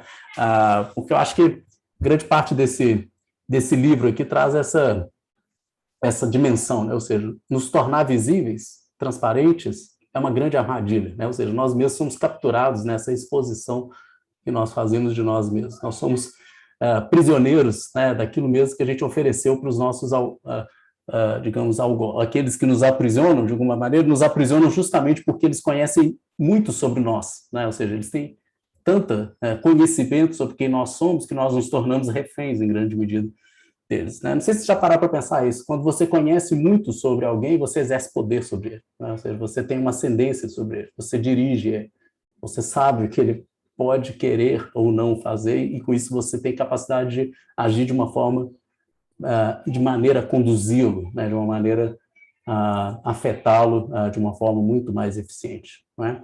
A opacidade, de certa maneira, o não ser transparente ou visível, né? É uma maneira de se proteger contra o governo, essa é a questão. É uma maneira de se prevenir contra formas de direcionamento, né? Se tornar transparente é se tornar vulnerável, esse é o problema, é se tornar acessível, disposto, né? Tá ali à disposição. Em grande medida é isso que a gente está se tornando, né? Ou seja, é disponível, não é? Ou seja, a gente está se expondo tanto que no final das contas a gente se torna refém deles, né? A gente se torna vulnerável demais. Bom, acho que é um pouco essa a mensagem. Eu estou vendo que vocês estão escrevendo ali, nós já chegamos no nosso tempo, né? Eu vou tentar sempre manter, assim, não estourar muito tempo, até para não ficar muito cansativo os encontros. Eu queria só, para terminar, saber quem gostaria de... Hoje foi só um encontro inicial, então estou falando de uma maneira mais solta, assim, de questões de fundo, etc. Mas a partir do próximo encontro a gente pode tentar discutir mais de perto a partir dos temas que os capítulos colocam e, como eu disse, abrindo espaço para discussão para casos mais recentes e tal. E aí, isso vale para quem for fazer a relatoria, mas para qualquer um, né? Todo mundo que lê o texto, né, e é esperado que leia um texto para o próximo encontro, na medida que lê e aquilo remeter a algum caso que vocês conhecem, alguma situação atual, assim, que pode ilustrar algum aspecto ou trazer um questionamento, anotem isso e tragam para o grupo para a gente poder conversar, para vocês se manifestarem na hora e tal. Hoje foi um dia de menos manifestações, mas eu espero que os encontros aí, à medida que forem acontecendo, sejam mais participativos, assim, que eu fale menos, né? Eu falei demais hoje, né? Para que a gente possa ter esse ambiente de interação maior. Ok, então tá ali a sugestão. Quem quiser assumir a relatoria, ou se manifesta aqui agora, então coloca lá no nosso grupo do WhatsApp, escreve lá que gostaria, quem tem interesse, por exemplo, nesse tema da vigilância, o texto do nosso próximo encontro é daqui 15 dias, então vai ter um prazo razoável, né, para se organizar. A gente vai ler o livro todo, sim, Rafael. A ideia é ler o livro todo. Ele não é tão grande assim, mas a ideia é passar por todos os capítulos. Na semana que vem, o primeiro capítulo é sobre o Big Brother, né? Então, quem gostar, por exemplo, do romance lá do 1984, ou tiver interesse no tema da vigilância, podia assumir essa relatoria. Bom, agora, se ninguém se manifestar, a gente conversa lá no nosso grupo do WhatsApp. Tudo certo? Alguém tem mais alguma questão, alguma coisa para colocar? Eu vou gravar aqui, depois eu vou ler o que vocês escreveram aqui. Eu estou vendo que tem várias apresentações, mas eu não tive tempo de ler enquanto eu estava falando aqui. Mais algum ponto, gente? Alguma dúvida? Alguém queria se manifestar? Tudo certo? Professor, é uma questão de programa mesmo do grupo. É que eu vou cursar uma disciplina da minha nova graduação na segunda. Aí eu queria propor aqui uma forma de eu participar, até para fazer valer minha participação no sentido da carga horária, né, do certificado. Eu posso acompanhar a leitura, fazer a leitura, né, de casa, como eu acho que todo mundo vai fazer. E aí, assim, no dia, na segunda, eu posso lançar as questões, talvez. Aí a gente, tipo, eu deixo as questões para quando começar, não precisa responder na hora, mas quando começar a discussão, porque eu nem sempre vou poder estar aqui ao vivo, né? Quer dizer, na atividade síncrona. Mas aí eu participaria de maneira assíncrona, assim, tipo, na segunda mesmo, lançaria as minhas questões, um pouco do debate, esse tipo de coisa. Eu também não vou poder nem me elencar como eu me elenquei da última vez. Para debater, eu queria muito, por conta dessa questão da graduação nova. Fica à vontade. Eu lembrei daquela frase, toda forma de amor vale a pena, né? A minha versão é toda forma de participação vale a pena. Assíncrona, pouco importa. Enfim, se não puder estar aqui na hora, manda os comentários, as questões, e a gente vai lendo lá. Vamos usar o WhatsApp como um espaço de interação também, né? A gente não precisa usar só esse momento, que é um momento de estar aqui sincronamente, mas ali é um momento também de um espaço que a gente pode usar para interagir, para fazer perguntas, comentários, tudo isso. Tá? Então, fica à vontade, você e todo mundo aí do grupo, para a gente agir dessa maneira. Nem sempre dá para estar aqui no horário e tal, né? Bom, mais algum ponto, gente? Alguma outra questão que vocês queriam trazer? E só dizer também, sobretudo para quem é novo no grupo, que a gente usa o espaço do WhatsApp para compartilhar coisas também relativas a esses temas, né? Eventos que estão acontecendo, publicações. Fiquem à vontade também para divulgar. É claro que coisas que são do interesse, que tem a ver com esse tema, mas usem lá o WhatsApp também para isso, para a gente criar ali, fazer do grupo um espaço para compartilhar, fazer reverberar coisas que são do interesse de todo mundo. Eu, pelo menos, tento divulgar coisas lá também e incluir todo mundo, né, para participar de eventos ou chamados de publicação que possam ser do interesse de vocês, tá bom? Então, façam isso, que é bom que muita coisa eu não vi, aí eu fico sabendo ali pelo grupo também. Certo? Então tá, vamos lá ler os textos e semana que vem, então, a gente volta aqui e aí a gente define lá no grupo quem vai ser o próximo relator. Tudo certo? Tchau, tchau. Então, gente, eu vou interromper a gravação.